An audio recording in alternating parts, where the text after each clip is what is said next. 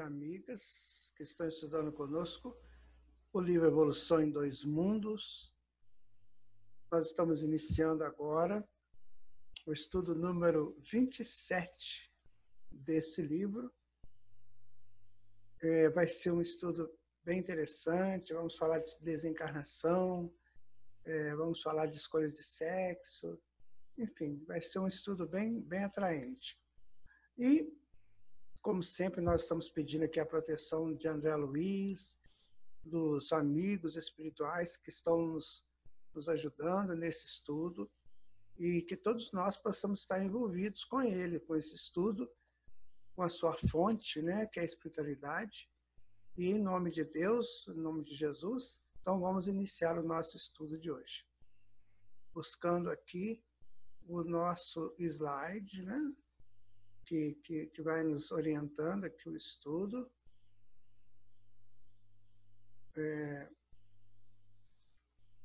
Então está, né? Evolução em Dois Mundos, André Luiz, Chico Xavier, Valdo Vieira, segunda parte, capítulos 16, 17 e 18, estudo 27 e 28, determinação do sexo, desencarnação e evolução e destino. Nós colocamos como uma síntese, né, anotações importantes. Depois você confere aí se você concorda com a síntese que fizemos, tá bom? Então vamos lá. O que vamos ver neste estudo? A determinação do sexo, do capítulo 16, desencarnação do capítulo 17, da segunda parte, e capítulo 18, da segunda parte, evolução e destino. Mas antes queremos passar para vocês uma das mais belas páginas da literatura brasileira que eu conheço. Faz muito tempo que eu trago no meu coração essa mensagem extraordinária da nossa querida Cecília Meirelles. O nome da página é Falai de Deus com Clareza. Ela vai dizer: falai de Deus com clareza, de verdade e da certeza, com poder de corpo e alma, que não possa ninguém, a passagem vossa, não entender. Falai de Deus brandamente, que o mundo se pôs dolente, tão sem leis. Falai de Deus com doçura, que é difícil ser criatura, bem o sabeis. Falai de Deus de tal modo, que por ele o mundo todo tem amor à vida e à morte, e de vê-lo, o escolha como modelo superior. Com vós, pensamentos e atos, representai tão exatos os reinos seus, que todos vão livremente para esse encontro excelente. Falai de Deus. Falemos de Deus, minha gente. Com vós, pensamentos, atos, que a nossa passagem, as pessoas possam pensar em Deus, pensar no nosso Pai, que o representamos com a sua exatidão de pureza, de misericórdia, de soberania e de absoluto. Cecília nos convida a isso. Falai de Deus com clareza. Vamos então iniciar o nosso estudo. Capítulo 16, determinação do sexo. Como devemos encarar a possibilidade de a ciência humana patrocinar a determinação de sexo no início da gestação? Compreendendo-se que nos vertebrados o desenho gonodal se reveste de potencialidades bissexuais no começo da formação, é claramente possível a intervenção da ciência terrestre na determinação do sexo na primeira fase da vida embrionária. Teve uma época que isso ficou muito falado, né? Se você quer um menino, você quer uma menina, isso foi muito comentado. Hoje em dia, pelo menos eu tenho visto pouco, mas já houve ventilações e há pessoas que falam também nessa possibilidade de você escolher o sexo do filho que você quer, ser filho ou ser filha, né? Contudo, André vai dizer o seguinte, olha, importa considerar que semelhante ingerência na esfera dos destinos humanos teria consequências imprevisíveis à organização moral entre as criaturas, porque essa atuação indébita se verificaria apenas no corpo morfológico, impondo talvez inversões desnecessárias e imprimindo graves complicações ao foro íntimo de quantos fossem submetidos a tais processos de experimentação positivamente contrários à inteligência que reflete a sabedoria de Deus. Vamos lá. Quando o espírito vai reencarnar, ele está no perispírito, né? Está com o seu perispírito. Esse perispírito já tem a sua forma determinada, masculino ou feminino. Bora, ele chega aqui para reencarnar. Na formação do corpo, eles interferem lá. Ah, eu quero um menino. Só que tem que esse perispírito e o espírito é feminino. Aí ele vai encarnar num corpo masculino, porque é possível, como o André disse aí. Olha o problema que isso vai acontecer. Essa pessoa vai ser infeliz, essa pessoa não está no corpo certo, porque foi interferido, né? Foi uma interferência dos médicos ou de quem de direito. Isso causaria um problema seríssimo para o espírito na encarnação dele.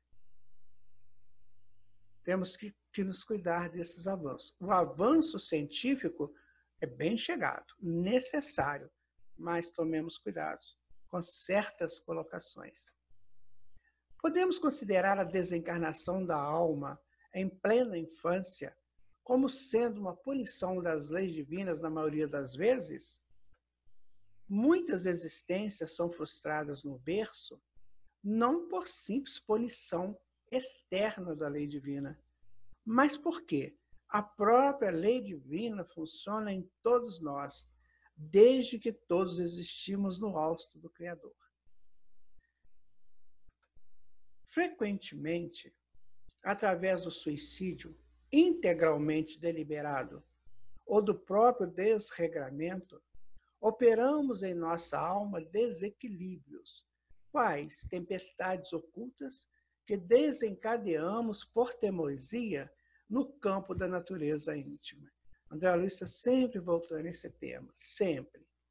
Que nós é que somos os forjadores do nosso destino. Não é? Então, às vezes, um suicídio, outro desequilíbrio qualquer, pode complicar muito a vida desse reencarnante.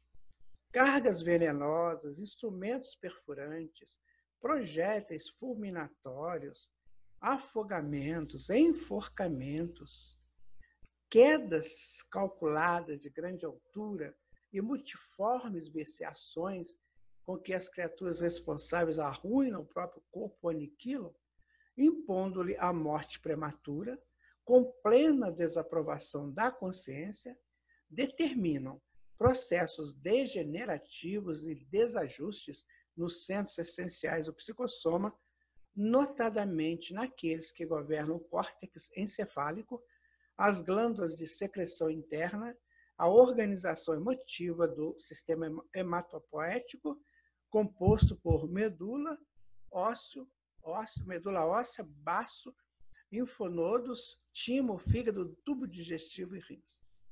Olha, ele está dizendo aqui as possibilidades do suicídio, né? Veneno, faca, punhal, essas coisas, bala de revólver, a pessoa que suicida por afogamento, enforcamento, pular de uma grande altura. Então, isso arruina o corpo perispiritual. Além de, claro, matar o corpo físico. Mas dão problemas muito sérios lá. Olha só que ele colocou aqui, olha, glândulas de secreção interna, organização emotiva do sistema hematopoético, medula óssea, baço. Então, não fica de graça isso. Não fica de graça. A pessoa que comete o suicídio, ele terá sérios problemas. Lembra do aborto? Problema sério que aquilo causa na pessoa, na mulher, a mesma coisa aqui no caso do suicídio. Né? Ante o impacto da desencarnação provocada, semelhantes recursos da alma entram em polvoroso colapso sob traumatismo para o qual não há termo correlato na diagnose terrestre. Então, nós já passamos o capítulo 16, né? E agora estamos no capítulo 17, da desencarnação. Então, ele está dizendo que o impacto da desencarnação provocada, semelhantes recursos da alma entram em pavoroso colapso sobre traumatismo para o qual não há termo correto na diagnose terrestre. É muito sério isso, porque quando André Luiz fala que não tem termo correto aqui, é porque excede a tudo que a gente possa imaginar que venha a acontecer no caso de suicídio. Por isso que é preciso ter conhecimento de causa. Não fazer uma coisa assim. Porque o resultado é danoso demais. Indescritíveis flagelações que vão da inconsciência descontínua à loucura completa, olha. Senhoreiam essas mentes torturadas por tempo variável, conforme as atenuantes e agravantes da culpa, induzindo as autoridades superiores a reinterná-las no plano carnal, quais enfermos graves, em celas físicas de breve duração, para que se reabilitem gradativamente com a justa cooperação dos espíritos reencarnados, cujos débitos com eles se afinem. O próprio André Luiz, num dos seus livros, parece que Entre a Terra e o Céu, ou E a Vida Continua, não me lembro, ele conta um caso de um menino chamado Júlio, que ele suicida por tomando, né, um composto químico, e ele desencarna 2 vezes em criança, porque a organização dele não suportava. Olha que coisa complicada. Nós pensamos muito nessa perda de tempo. O próprio André Luiz diz no livro Ação e Reação que tem casos da pessoa ficar no umbral 100 anos. Aí nós estávamos fazendo uma conta. Imagina, a pessoa cometeu um ato desse. Não é só o suicídio, um outro ato também danoso lá que ficou lá no umbral. Em 1920, ele então foi para o umbral. Nós estamos em 2020. Ele está lá, não está sabendo nada que está acontecendo, nada. Não viu a evolução do planeta, não viu o século XX com todos os seus avanços na ciência, na tecnologia, nas leis sociais ou na sociedade como um todo, não viu nada disso.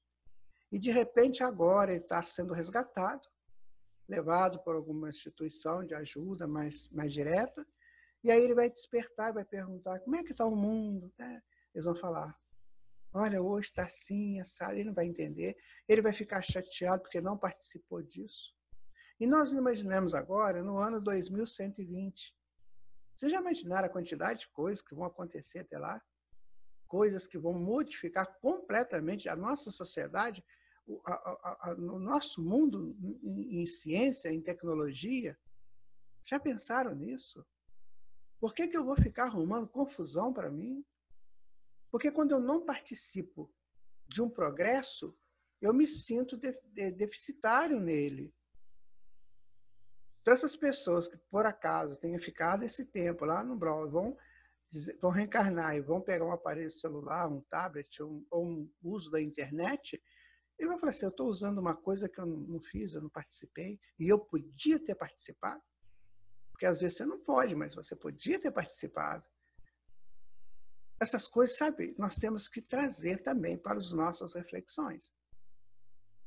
Porque essa questão da evolução, a consciência cobra a evolução, onde ela possa estar atenta, buscando a verdade.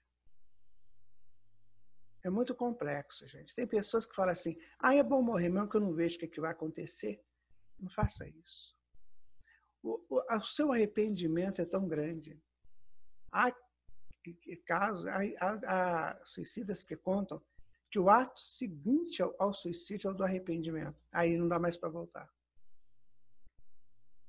Pensemos muito sério nisso. Porque depois nenhum corpo vai nos suportar por algum tempo. Vamos desencarnar, depois vamos reencarnar, desencarnar de novo. Porque não tem suporte. Não tem comunicação fluídica de energias, de fortaleza dos órgãos. Porque lesou, gente. Lesou o perispírito. Mata o corpo, mas o perispírito fica.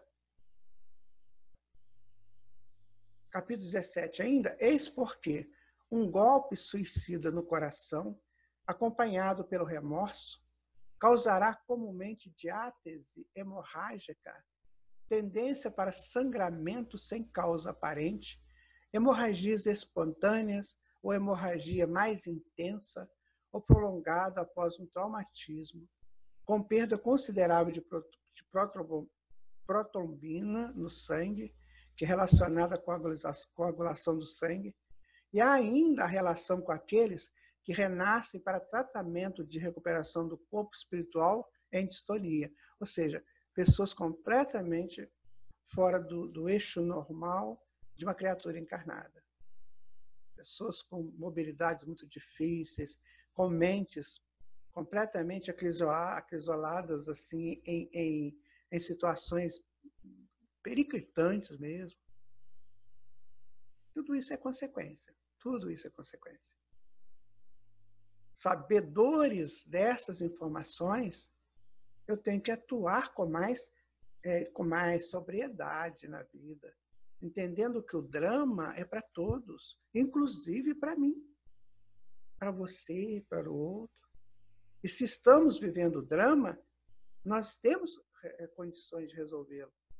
Nós somos potências divinas. Nós vamos nos entregar.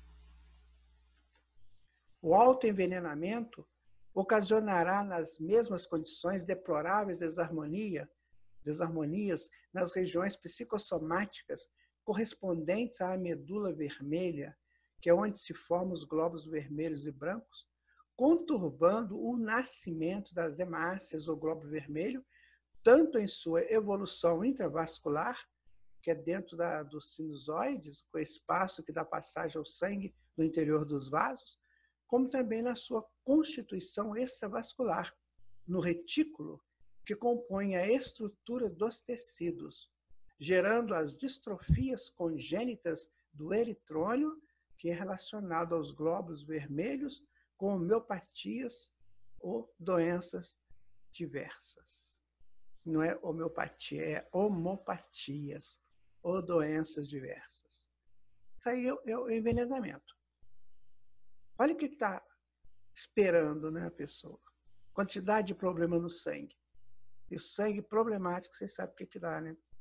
Dá desencarne, dá leucemia, dá falta de plaqueta, o sangue não coagula, dá problema da hemofilia, e por aí vai.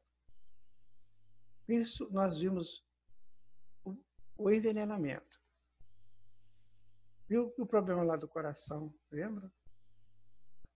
Os afogamentos e enforcamentos e identidade de circunstâncias impõem naqueles que os provocam os fenômenos da incompatibilidade materno-fetal, em que os chamados fatores RH, de modo geral, após a primeira gestação, permitem que a hemolisina alcance a fronteira placentária, sintonizando-se com a posição mórbida da entidade recarnante, a se externarem na eritroplastose fetal relacionada a agressões na corrente sanguínea em suas variadas expressões. Muitos problemas, né? Aí já no campo fetal, muitos problemas lá ali, porque atingiu-se o corpo espiritual, né? Então fica problemas de agressões na corrente sanguínea, que a gente nem imagina quais são, porque cada caso é um caso, porque tem atenuante e agravante. Se for no atenuante, dá um pouquinho mais de chance, mas se for no agravante, nós não sabemos o que é atenuante e o que é agravante, só a justiça divina que sabe. Então não vamos experimentar, né? Muito problema, minha gente, muitos problemas.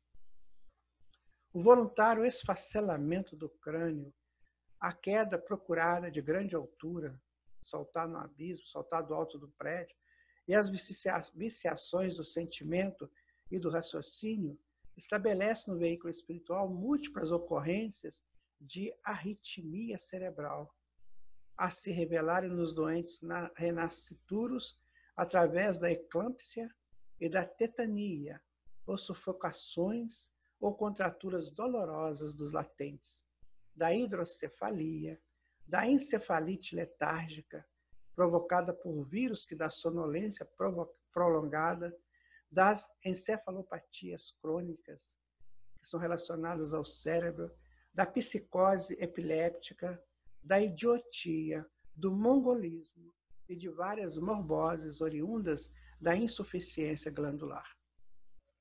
Daí a gente vê essa quantidade de problemas que surgem, né, dentro da sociedade. Pode ser um caso de um suicídio, às vezes tem outra causa, mas pode ser a causa de um suicídio.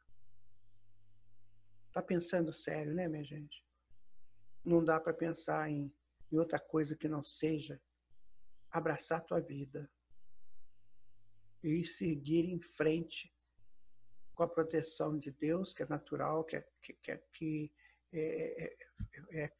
claro que ela vai ter, porque nós somos filhos dele, vivemos nele.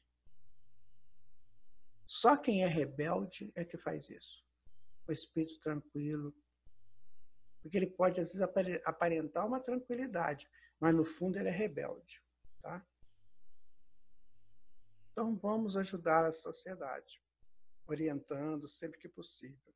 E quase todo dia, alguém chega para nós com essa ideia, né? Que eu vou me matar. Hoje mesmo, conversei com alguém assim. E quando você está vendo esse vídeo, já se passaram muitos meses, né? Muitos outros poderão pensar da mesma forma. Isso sem falar do duplo etérico, né? Que fica ali do lado do corpo em decomposição, transmitindo para o espírito aquele odor putrefato, aqueles vermes corroendo o corpo, tudo isso.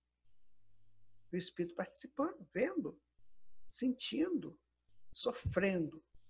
André Luiz fala, não tem palavras no vocabulário terreno para descrever essa dor. Ainda no capítulo 17, claro está que não relacionamos nessa sucinta apreciação os problemas do suicídio associado ao homicídio, os quais muitas vezes se fazem seguidos em reencarnações posteriores do infeliz, por lamentáveis reações, com a morte acidental ou violenta na infância, traduzindo esta ação inevitável no ciclo do resgate. Se eu entendi bem aqui, ele está falando de pessoas que matam e se matam em seguida. Isso acontece muito, né? Às vezes um pai ou uma mãe mata os filhos, mata o marido ou a esposa e mata em seguida. Olha a quantidade de problema que isso vai gerar, olha. Suicídio associado ao homicídio, que muitas vezes se fazem seguidos. E em reencarnações posteriores do infeliz, né? Por lamentáveis reações com a morte acidental ou violenta na infância. Aí você vê, por exemplo, uma criança aí que morre violentamente, ele está puxando isso que precisa para resolver-se. Porque o problema mesmo, o trauma, o tranco, está na mente. E precisa de um tranco externo para quebrar aquele tranco interno. Isso é um assunto da psicologia bem complexo, minha gente. É preciso que as pessoas comecem a perceber que a psicologia tem que ser matéria dada nas salas de aulas desde o primeiro ano do ensino fundamental, para que a pessoa tenha mais facilidade de se autoconhecer. No que tange, porém, às moléstias mencionadas, surgem todas elas dos mais diferentes períodos, crestando a existência do veículo físico, via de regra, desde a vida em útero até os 18, 20 anos de experiência recomeçante, e como vemos, são doenças secundárias, porquanto a etiologia que lhes é própria reside na estrutura complexa da própria alma. E isso é muito importante, o André Luiz ter dito. Porque toda essa problemática, tudo isso que vai acontecer no corpo físico, no corpo do perispírito, mas no fundo está radicado na alma, porque a decisão foi do espírito, entendeu? Ele que decidiu tomar essa atitude. E a alma, então, vai ter que se resolver. O espírito vai ter que se resolver. É aí que é a fonte mais difícil. Porque o que está lá no perispírito e no corpo físico é consequência. Mas e o espírito? Será que ele vai conseguir rapidamente, né, se aprumar para a vida, para a continuidade da sua evolução? E ele tem que fazer isso? Daí vai ficar séculos, talvez, tentando se arrumar. Aí esse mundo já não dá mais para ele. Vai ter que ir para um outro mundo para ele seguir na sequência natural, para não ter aquela solução de continuidade na evolução, entendeu? Para não pular etapas. Isso é justo, entenderam? Olha, se ele comete um engano desse, fica aí preso 200, 300 anos se arrumando, praticamente ele não vai participar da evolução do mundo que ele está. Evolução científica, tecnológica, social, espiritual, ele não vai participar, porque está meio alienado, ou entrando e saindo do corpo físico o tempo todo. Então ele vai ter que ir para um outro mundo que está vivendo o momento que ele deixou, para que ele possa dar sequência na sua evolução, sem pular nenhuma etapa. Gente, isso é muito lógico. Vale a pena um negócio desse? Urge ainda considerar que todos os enfermos dessa espécie são conduzidos a outros enfermos espirituais, os homens e as mulheres que corromperam os próprios centros genésicos pela delinquência emotiva ou pelos crimes reiterados do aborto provocado em existência do pretérito próximo, para que, servindo na condição de atendentes e guardiões de companheiros que também se conspurcaram perante a eterna justiça, se recuperem a seu turno, regenerando a si mesmo pelo amoroso devotamento com que lutam e choram no amparo aos filhinhos condenados à morte ou atormentados desde o berço. Ou seja, você tem que trabalhar, meu amigo, para recuperar. Só tem um jeito de recuperar um ato insano, fazendo atos sãos. Daí você vai ajudar as pessoas. Você vai trabalhar, você vai, né, entrar no outro clima, e muitas vezes o remorso ainda está presente. Você ainda está pensando, analisando o que eu fiz, para que eu fiz. Nós lemos isso muito aí nas obras espíritas.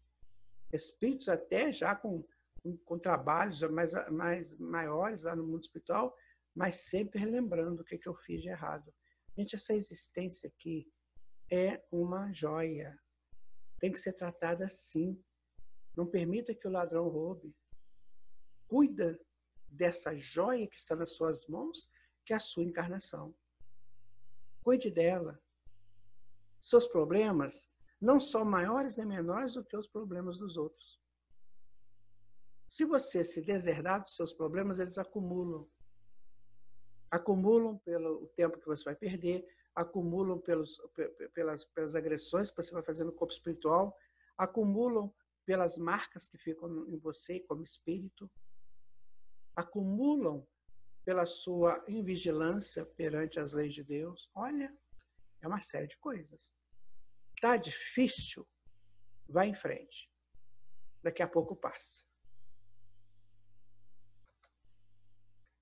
Segundo observamos, portanto, as existências interrompidas no alvorecer do corpo denso raramente constituem balizas terminais de prova indispensável na senda humana, porque na maioria dos sucessos em que se evidenciam, representam cursos rápidos de socorro ao tratamento ao corpo espiritual desequilibrado por nós próprios, em excessos e consequências, compelindo-nos a reconhecer, como o apóstolo Paulo, na primeira carta aos Coríntios, no capítulo 6, que o nosso instrumento de manifestação, seja onde for, é templo da força divina, por intermédio do qual, associando corpo e alma, nos cabe a obrigação de aperfeiçoar-nos, aprimorando a vida na exaltação constante de Deus.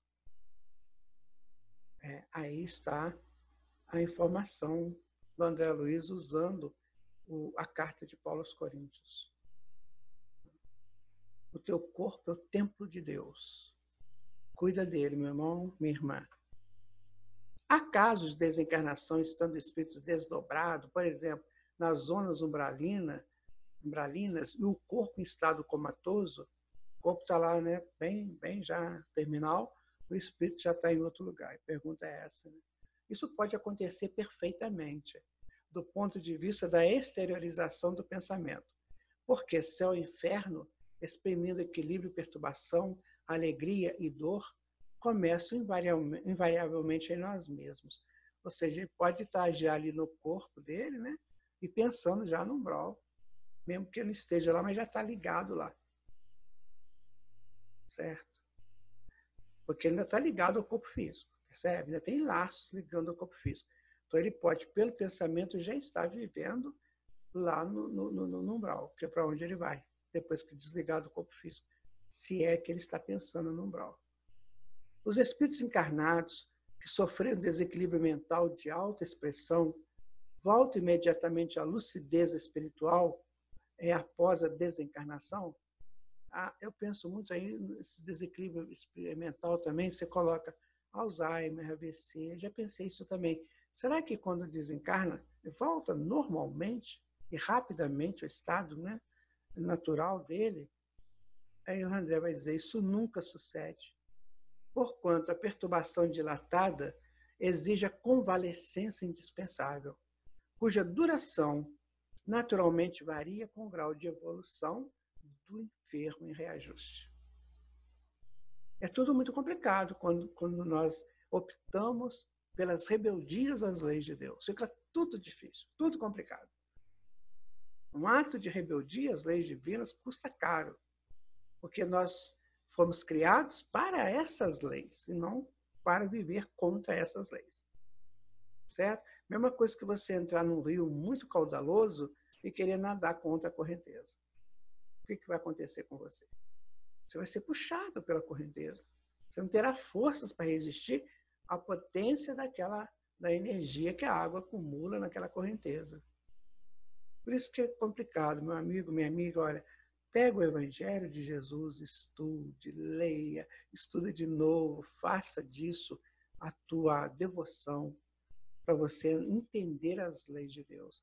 E quando você entender as leis de Deus, você vai ficar maravilhado com elas. Nunca mais você vai querer ir contra elas. Nunca mais. Evolução e destino, né? O mal está determinado no conteúdo do nosso destino. Ninguém nasce destinado ao mal. Porque semelhante disposição derrogaria os fundamentos do bem eterno sobre os quais se levanta a obra de Deus. Então, ninguém está destinado ao mal. Mal é opção, sabe? Porque eu já nasci assim, num lugar muito perigoso, muita coisa, e tudo me levava ao mal. Não. Você nasceu ali porque você tinha condições de superar os problemas.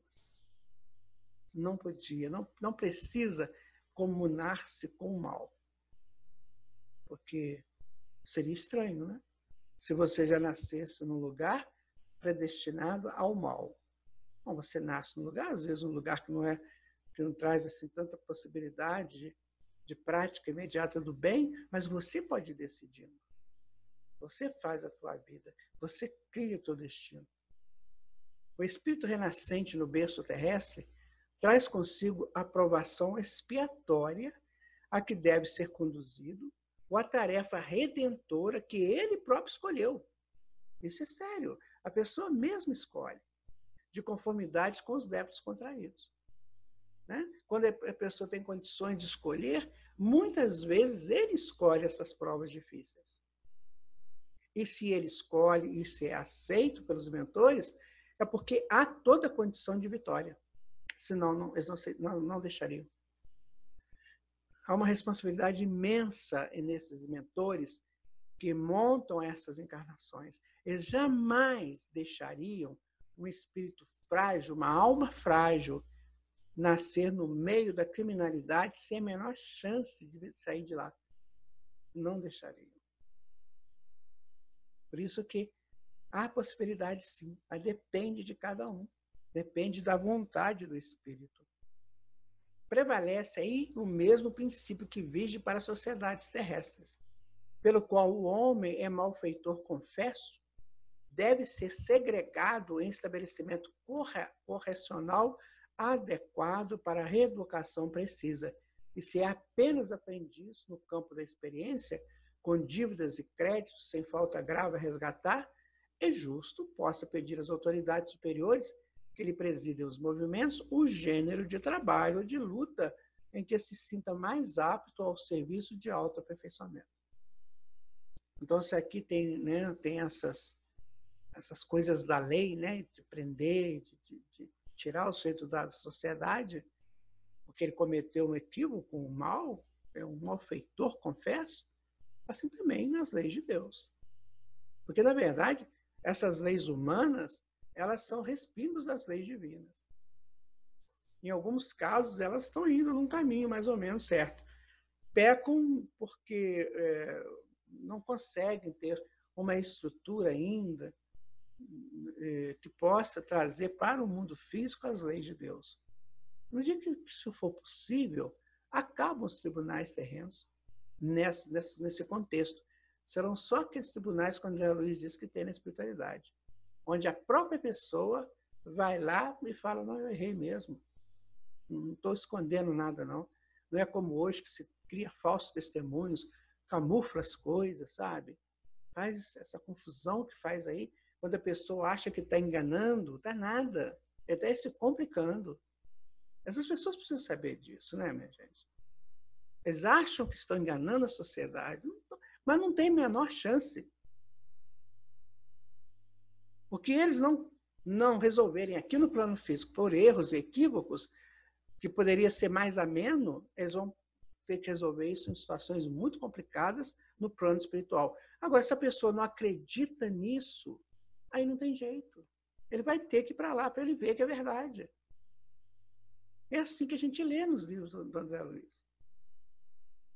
No livro Ação e Reação, André Luiz fala que o Druso, né, que é o mentor lá, ele diz assim, olha, o Senhor permite esses locais de purgação, que são os lugares infernais, né, para que o espírito acorde, para que ele entenda a realeza da vida e não faça as coisas que ele acha que pode fazer a bel prazer e que está enganando todo mundo, inclusive a Deus, quando, na verdade, a única pessoa enganada aí é ele mesmo. Depois não adianta chorar, né? Não adianta gritar. Entendamos, porém, que se perpetrou delito passível de dolorosa punição, não é ele internado na penitenciária ou no trabalho reparador para que se desmande deliberadamente em delitos maiores, porque apenas lhe agravaria as culpas já formadas perante a lei. Então, eles têm também as misericórdias. Gente, um espírito muito, mas muito rebelde, aqueles bravos, meu. Se ele vai renascer num lugar desse, de criminalidade, nossa, só vai avançar o estado dele. Né? Então, só vão nascer espíritos ali, com esse tipo de reparação, só aqueles que podem. Os outros que renascem lá, renascem por afinidades. Mas que muitos se salvam daquela situação. O problema é que a televisão, né, os cinemas só mostram os desastres. Mas não mostram, claramente eles mostram as coisas boas. Há pouco tempo eu assisti um filme com Lázaro Ramos, em que o personagem monta uma orquestra numa comunidade, ensina as crianças, né, a música, outros formam escolas de esportes, né? Quanta coisa, escola para meninas, para ginástica também, para outras coisas importantes. Olha, quanta coisa boa tem lá. Então, se o espírito tem essa natureza ao bem, ele já está ali se formando no bem. As coisas são muito bem colocadas, minha gente. Tá? Claro, tem os espíritos que precisam de provas muito dolorosas. Muitas vezes, minha gente, num desencarne desse aí, que a gente vê, doloroso, né? Ali o espírito está resgatando. resgatando, ou às vezes resgatando e se culpando de novo. É um problema sério. Por isso que nós temos que mudar a nossa sociedade, transformar o ódio em amor. Só tem um jeito. Porque as consequências são imprevisíveis. Né? As consequências são imprevisíveis. Então, se a pessoa cometeu um pequeno delito, ele pede, então, aos seus superiores, a quem está lá tomando conta da guarda dele, ele dá um trabalho, uma coisa melhor para ele fazer. Agora, se ele fez uma coisa muito séria, aí vai ficar difícil para ele. Até que ele se corrija. Isso é importante sempre colocar. Ao momento da correção. Ao momento. E essa correção vem de todas as formas, de todas as maneiras. Mas é preciso que a gente analise, sabe? Analise muito a nossa vida, o que a gente dá de opinião, sabe? Se você tem essa possibilidade de falar em redes aí, rede de televisão, revistas, jornais, ou mesmo as redes sociais, sabe? Não fomente o desterro, fomente a harmonia. É natural que o devedor, nessa ou naquela forma de resgate, venha sofrer fortes impulsos e recidivas no erro em que faliu, tanto maiores como mais extenso ele tenha sido o transviamento moral. Entretanto, a aprovação deve ser assimilada como recurso de emenda, nunca por válvula de expansão das dívidas assumidas. O sujeito já reencarna, a pessoa já reencarna num processo complicado, para ele se arrumar. Mas aí ele se rebela, aí complica mais ainda. Tá vendo como é que é difícil? Assim, é difícil porque a pessoa entrou nessa faixa negativa, nesse campo morfológico negativo. Ele entrou porque quis. Eu tenho certeza que em todos os casos, lá no início, o mentor dele falou para ele, os amigos espirituais falou, a própria sociedade aqui de alguma maneira falou para ele, mas ele preferiu assim. Aí quando ele entra nesse campo, para sair, é complicado e doloroso. Mas sai, viu, minha gente? O bom é que sai. Mais dias, menos dias, mais anos, menos anos, séculos, milênios, ele sai. Sai porque ele é filho de Deus. Ela é filha de Deus. E vai ter que aprumar. Desse modo, ninguém recebe do plano superior a determinação de ser relapso ou vicioso. Claro, madraço ou delinquente, com passagem justificada no latrocínio ou na dipsomania, no meretrício ou na ociosidade, no homicídio e no suicídio. Padecemos, sim, nesse ou naquele setor da vida, durante a recapitulação de nossas próprias experiências, o impulso de enveredar por esse ou aquele caminho menos digno. Mas isso constitui a influência do nosso passado em nós, instilando-nos a tentação, originariamente toda nossa, de tornar a ser o que já fomos em contraposição ao que devemos ser. O que é isso? Nós trazemos do nosso passado, muitas vezes, muitos problemas que nós vivemos, muitas rebeldias. A gente renasce querendo melhorar, só que esse passado fica cobrando. A gente fala muito sobre a auto-obsessão. Tem pessoas que põem a culpa nos obsessores externos, mas muitas vezes a obsessão está dentro de nós.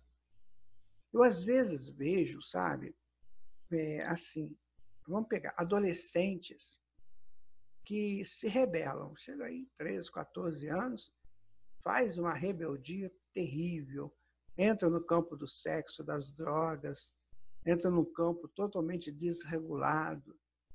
O que é isso? Foi ele que trouxe do passado. Mas ele teve o período da infância para os pais ajudá-lo. Será que esses pais trabalharam isso? Ah, mas o pai não sabia, a mãe não sabia. Mas esse livro foi lançado em 58. Já era para pessoa... Veja bem, gente, não tem como. Um livro desse lançado, ele tem o seu campo. e atrai pessoas que precisam de ler o livro, certo? Certo. Quando você vai numa livraria, você não vai no livro certo, sem você até nem conhecer o livro. Já aconteceu isso com você? O livro te chamar? Eu fui livreiro dos 18 anos, tive livraria, era impressionante, as pessoas já chegavam lá e iam direto no livro que eles queriam, sabe? Então, muitas vezes, esse livro foi oferecido aos pais e eles menosprezaram. Não só esse livro, mas outros livros também, até da área médica, de pediatras, de instrutores, né, de familiares. Mas a pessoa não está aí. Ele quer viver uma vida libertina, ele quer fazer o que bem entende, e a criança está ali, está vivendo aquilo tudo. Com 2 anos de idade, os neurônios que não foram aproveitados são cortados pelo próprio cérebro. Talvez foram os neurônios que fizessem com que ele não ficasse rebelde lá na frente. Ele ia criar novas redes neurais pelo exemplo dos pais. Mas, muitas vezes, os pais querem viver uma vida totalmente fora do contexto da ética, da moral. Vamos ser claros, vamos ser sinceros. E as crianças estão vendo aquilo tudo. E aí, o que acontece? Chega lá nos 13, 14 anos, quando ela toma o pezinho dela, quando a pineal libera a personalidade dela, nossa, pode acontecer muitos problemas. O próprio Allan Kardec diz isso no livro Evangelho segundo o Espiritismo, no capítulo 5. Pais que deveriam ter orientado seus filhos quando crianças, não o fizeram e agora sofrem as consequências por ver seus filhos enredados no mal. Se você é pai, se você é mãe, se você pretende ser, se você é avô, é avó, olha, preste atenção nisso. Não dá mais tempo, minha gente. Não dá mais tempo. O nosso ciclo de provas e expiações está no fim. Vamos sair dele, porque senão nós teremos consequências sérias, graves. Eu não quero nem saber como é que seria a adaptação de um espírito que vive aqui na Terra, já com esses avanços aqui, num planeta de 2 milhões de anos atrás. Quando estava se formando mesmo a raça humana, que ela já começava a se colocar aí como algo que vai acontecer humano. Certo? Olha, imagina você lá. Nossa, deve ser muito complicado, aquelas eras glaciais terríveis. E você ali. Uma vaga lembrança de que você conheceu um dia um paraíso, que você perdeu esse paraíso. Mas isso é decisão de cada um, tá? Qual a relação percentual de tempo existente entre os estágios que o espírito de elevação mediana vive como encarnado e como desencarnado? Essa pergunta é bem interessante. Muitas vezes nos fazem essas perguntas. Quanto tempo que nós ficamos no mundo espiritual entre uma encarnação e outra? Vamos ver o que o André diz. Olha, a percentagem de tempo no plano espiritual para as criaturas de evolução mediana varia com o grau de aproveitamento de tempo no estágio recente que desfrutaram no corpo físico. Está vendo como é que é tudo caso por caso? Às vezes eu posso ficar muito tempo lá, né? Deve ser bom, né? Você ficar lá, sei lá, uns 100 anos, estudando, trabalhando. Nossa, quando você reencarna, você já reencarna com potências bem superiores. Né? Com mais vasta a provisão de conhecimento e maior aquisição de virtudes por parte do espírito, mais largo período desfruta na esfera superior para obtenção de mais nobres recursos para mais alta ascensão. Então, o que é evolução? Evolução é uma mãe para a gente. Só nos dá possibilidades superiores. Vamos estudar, vamos melhorar. Né? Ele falou que a aquisição de virtudes é força que o espírito emana no seu projeto de evolução. Né? Maior aquisição de virtudes por parte do espírito, conhecimento. Olha só. Aí nós vamos para lá, eles vão falar para você assim, olha, você acabou de chegar da Terra, estava dando um tempinho aí para você dar uma melhorada, dar uma acertada, e você vai agora entrar para um trabalho em uma escola, e esse curso vai dar mais ou menos 100 anos. Se fosse comigo, eu até respirava. Eu falava, ai meu Deus, não acredito. Porque o que eu vou ver nesses 100 anos, lá no mundo espiritual, e lá eu não vou perder a evolução daqui, não é como se eu estivesse no umbral. Porque de lá eu vejo a evolução aqui, provavelmente até ajudando na evolução daqui. Isso é liberdade, minha gente. É o que o Evangelho de Jesus é totalmente liberdade. Mas só que liberdade com responsabilidade. Estudar isso é muito bom, mas é preciso entender o contexto do estudo. A evolução, o livro Evolução em Dois Mundos tem como contexto mostrar como nós evoluímos no tempo, no plano físico e no plano espiritual. Mas que chega uma hora que essa evolução fica por nossa conta. Porque os mentores nos ajudam, lá no passado eles nos ajudaram o tempo todo. Mas agora é conosco, as opções são nossas. E eu terei, então, quanto mais liberdade, quanto mais eu desejar essa liberdade. Eu estarei cada vez mais preso, quanto mais eu desejar ser preso. O contexto do livro é esse. Tá? Preste atenção nele. Poderíamos identificar algum elo de evolução que existe no plano extrafísico e que é desconhecido na Terra? Essa pergunta é muito boa, né? Será que tem alguma coisa lá que a gente nem imagina aqui? Vamos ver o que ele fala? Além do plano físico, a investigação humana encontrará material valioso de observação para elucidar os variados problemas concernentes à evolução do ser. Em outras palavras, tem muita diferença, tem muita coisa para se descobrir. Tá?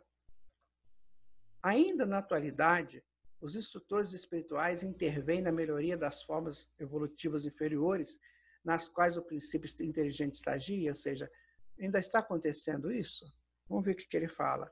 Sim, porque todos os campos da natureza contam com agentes da sabedoria divina para a formação e a expansão dos valores evolutivos. Então, quando você vê o sapinho, tem ali, né, os mentores ajudando o sapinho à sua evolução. Muito embora a gente já chegou no homem, já passou por aquela fase, mas a fase está vindo, está continuando, tá? Então, tem sempre os mentores ajudando. Dentre todos os animais superiores abaixo do homem, qual é o detentor de mais dilatadas ideias, fragmentos? Essa pergunta é muito interessante. Quais são os animais que se aproximam mais do homem? No fundo, a pergunta é essa, e ele vai dizer uma coisa muito legal. Olha, o assunto demanda longo estudo técnico na esfera da evolução, porque há ideias, fragmentos de determinados sentidos mais avançados em certos animais do que em outros. Ainda assim, nomearemos o cão, o macaco, o gato, o elefante, o moar e o cavalo, como elementos de vossa experiência usual mais amplamente dotados de riqueza mental, como introdução ao pensamento contínuo. Então, esses animais, né? O seu cãozinho de estimação, aí, o macaquinho que você não quer de estimação, né? Mas ele também está nesse meio, o gato também de estimação, o elefante você não quer de estimação, né? O moar também não, nem o cavalo. O cavalo você quer, né? Nossa, tem cavalos lindos, né? Cavalo que dão até dinheiro para o dono, pessoa. Então, como elementos, né, que estão mais amplamente dotados de alguma riqueza mental que possa já estar pensando em introduzir o pensamento contínuo. Tá? Essa informação é interessante. Eu já sabia há muito tempo atrás, quando li esse livro. Né? Porque você vê as reações desses animais, né? Eles têm reações quase inteligentes. Né? Então, acabou o nosso capítulo 27, foi rapidinho, né? Então, vamos lá, nós estudamos aqui a determinação do sexo, tá? Que é complicado esse negócio da ciência aqui querer dizer que você quer um menino, então vai ser um menino. Você quer uma menina, por quê? Porque quem forma o corpo é o perispírito. O perispírito já está definido na forma. Então, tem que respeitar isso, minha gente. Tem que respeitar. Se você quer um menino e tem medo de vir uma menina, então se prepara para receber uma menina. Porque caso não venha um menino e vier uma menina, você terá o mesmo amor e vice-versa. Tá? E outra coisa, esse espírito que está vindo tem ligações com você. Se você criar um problema desse para ele, você será responsabilizado. tá? Cuidado. Desencarnação, mas explicou várias formas, desencarnação na infância, por suicídios, as consequências. Foi um estudo bem amplo esse de desencarnação. Muita coisa que talvez a gente não soubesse. Ele foi falando de todos os tipos de suicídio, não foi? Foi falando de a pessoa se matar com uma faca, pular de um abismo, pular num abismo, enforcamento, afogamento, bala de revólver. Foi falando tudo, tóxicos, né? Substâncias tóxicas, e foi dando o que acontece. Onde, não sei se vocês perceberam, a coisa que mais é perturbada é o sangue. Vocês perceberam isso? O mais perturbado, nesses casos, é o sangue. E o sangue, minha gente, é a seiva da vida, é a linfa da vida. Se ele tiver com problema, é problemático para quem estiver encarnado. A gente sabe disso aí. E agora a evolução e destino, que a gente vai formando, forjando, respondeu várias perguntas interessantes, como é que a gente pode, se a gente pode ficar mais tempo no mundo espiritual, vai depender do nosso conhecimento, da nossa virtude, e a gente pode sair dessas prisões, a gente pode ser ajudado nessas prisões que nós nos colocamos, prisão mesmo, prisão cadeia, tanto aqui no plano físico quanto no plano espiritual. Né? Então, o que marcou mais nesse capítulo 18 é o seguinte: tudo tem solução. Tudo tem solução. É só você querer. Então, não entre no crime. Mas se você entrou, tem solução. Vai sofrer, viu, meu irmão? Viu, minha irmã? Vai sofrer a beça. Mas sai. Porque a bondade de Deus e a lei de Deus é a nossa perfeição. Tá bom? Vamos agora para a nossa mensagem final, né? Dentre tudo que venho aprendendo, uma coisa fica certo: o quanto sou amado por Deus. É que erro tanto, e tantas vezes Ele me ergue para a vida que Ele criou e que tanto me deseja pleno nela. Estou assim pensativo. O que é que eu devo fazer para não dar tanto trabalho a Deus e aos anjos protetores que tanto me levam, me trazem, me ensinam? E eu, o que faço com tudo isso? Essas reflexões que nós colocamos aqui no final de cada capítulo, é exatamente reflexão para nós que estamos estudando. É aquele momento que termina o estudo e que eu vou fazer uma reflexão. Por isso que foi colocado, a espiritualidade nos ofereceu esses textos para a gente refletir a partir deles. Eu estou crescendo, minha gente, olha só, eu vou crescendo, chego aqui no homem, eu começo a fazer essas formas estranhas, comportamentos estranhos. Espera aí. Olha o que eu já fiz aqui para trás, né? Vamos respeitar isso, né? Dentro de tudo que eu venho aprendendo, uma coisa fica certo: o quanto sou amado por Deus. É que erro tanto, e tantas vezes Ele me reergue para a vida que Ele criou, e que tanto me deseja pleno nela. Estou assim pensativo. O que é que eu devo fazer para não dar tanto trabalho a Deus e aos anjos protetores que tanto me levam, me trazem, me ensinam? E eu, o que faço com tudo isso? Então, meus irmãos, nós chegamos assim ao final do nosso estudo de hoje, né? No capítulo 27, do estudo 27.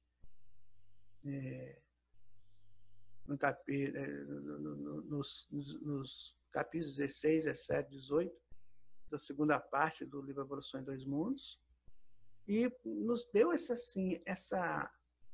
vontade, né? A gente, ao aprender tudo isso, ao aprender que nós evoluímos nos dois mundos, ao aprender que as minhas desencarnações por suicídio ou se eu cometer aborto vai lesar o corpo espiritual terrivelmente, mas vai lesar também a alma, o cerne da minha estrutura enquanto espírito. Né?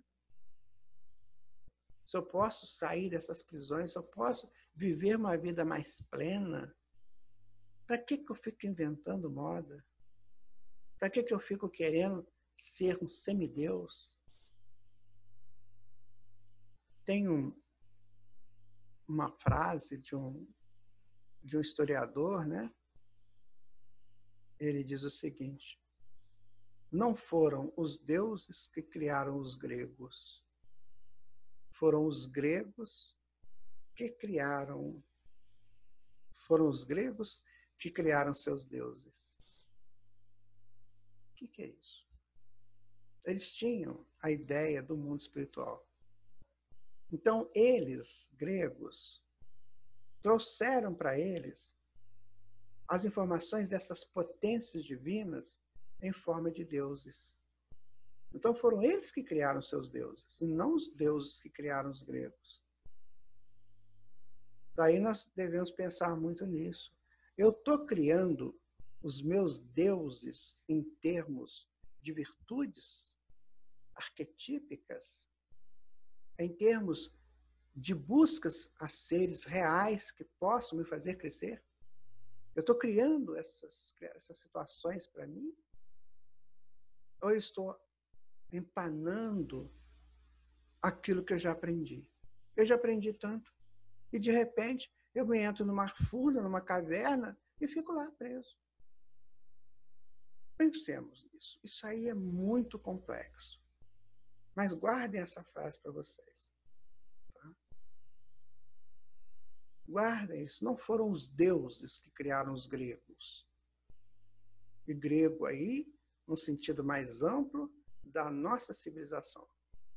Então não foram os deuses que criaram os gregos, foram os gregos que criaram os deuses, porque eles sabiam do mundo das ideias. E ao saberem do mundo das ideias, que lá é que existe tudo, eles começaram a pegar daquelas potências divinas, condições de potencializarem-se no conhecimento. Que o Mestre Jesus continue amparando você, sua casa, seus filhos, sua esposa, seu esposo, sua família, para que a gente possa estar sempre querendo estudar, sempre querendo. Pega agora do teu livro, dá uma olhada lá no 16, 17, 18, da segunda parte do livro Evolução em Dois Mundos. Veja se você pegou tudo, se eu fiquei falho em alguma situação, tente você consertar, ou entre em contato comigo para a gente fazer juntos. Sabe, minha gente, é isso que nós precisamos urgentemente, amar o estudo. Muito obrigado, muito obrigado. Muita alegria por estar com vocês. Até o nosso próximo estudo. Fique com Deus.